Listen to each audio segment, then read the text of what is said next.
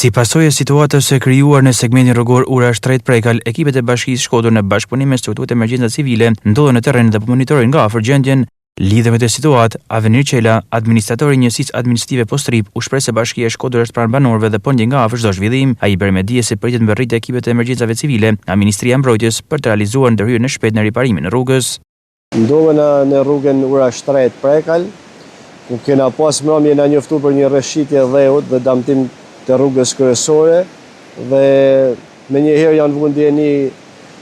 Bashkia Shkodër dhe kanë ardhur shërbimet publike bashkë me emergjencat civile, kanë bërë izolimin e zonës në mënyrë që mos të kena,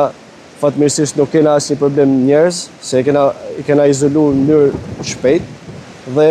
po presim që të bëhen vlerësimet dhe janë njoftuar Ministria e Mbrojtjes, emergjencat civile kombëtare dhe besoj se shumë shpejt do t'i kena këtu dhe do t'i japin një zgjidhje që në mënyrë ta hapim sa më shpejt këtë rrugë dhe të bëhet e aksesueshme për banorët. Kërkojmë mirëkuptimin e banorëve që të kenë pak durim, sepse në moment që sapo të japim zgjidhjet më të hershme, do të bëhet e aksesueshme për to, thjesht për çdo si të kenë nevojë, ne ju gjendemi pranë për çdo gjë në mënyrë mjekësore, në ushqime çka të kenë nevojë ato, do jena pranë tyne,